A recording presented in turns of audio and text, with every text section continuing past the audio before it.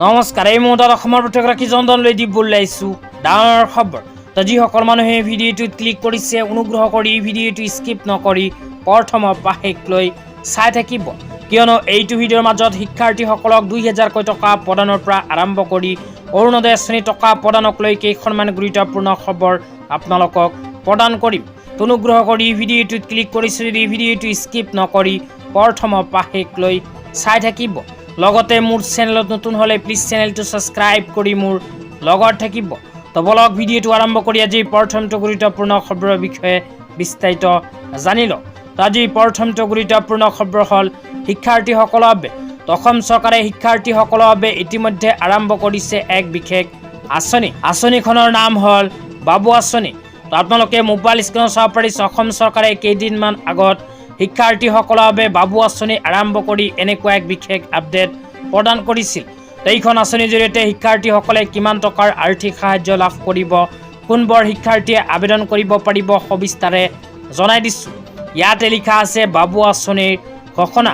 স্নাতকোত্তৰ ছাত্ৰৰ বাবে প্ৰতিমাহে 2000 টকা আৰু স্নাতক ছাত্ৰৰ বাবে প্ৰতিমাহে 1000কৈ টকা।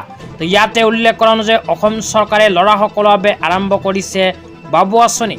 ছোৱালীসকলৰ বাবে নিযুত মইনা আঁচনি আৰম্ভ কৰাৰ পিছত ল'ৰাসকলৰ বাবে এইখন আঁচনি আৰম্ভ কৰিছে।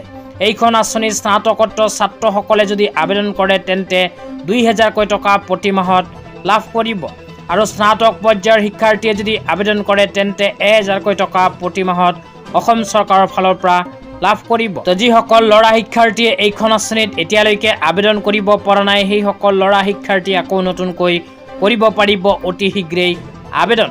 তেতিয়া আপোনালোকক দিবলৈ আহিছোঁ আজি দ্বিতীয়টো খুবেই গুৰুত্বপূৰ্ণ খবৰ। আজি দ্বিতীয়টো গুৰুত্বপূৰ্ণ খবৰ হ'ল অৰুণোদয় আঁচনিলৈ। তো আপোনালোকে মোবাইল স্ক্ৰীনত চাব পাৰিছে, অৰুণোদয় আঁচনিলৈ অসম চৰকাৰে আগতীয়াকৈ এনেকুৱা এক বিশেষ আপডেট প্ৰদান কৰিছে। ইয়াতে লিখা আছে অসম চৰকাৰৰ দায়িত্ববদ্ধতা আৰ্তজনৰ আৰ্থিক নিৰাপত্তা। 10 তাৰিখ পেঞ্চন আৰু অৰুণোদয়ৰ দিন। প্ৰতি মাহৰ 10 তাৰিখে হিতাধিকাৰীৰ একাউণ্টলৈ প্ৰাপ্য ধন। তো ইয়াতে উল্লেখ কৰা অনুযায়ী অসম চৰকাৰে অৰুণোদয় আঁচনিখন আৰম্ভ কৰাৰ পিছৰ প্ৰায় প্ৰতি মাহৰ 10 তাৰিখটো পেঞ্চন আৰু অৰুণোদয়ৰ দিন হিচাপে ঘোষণা কৰিছে।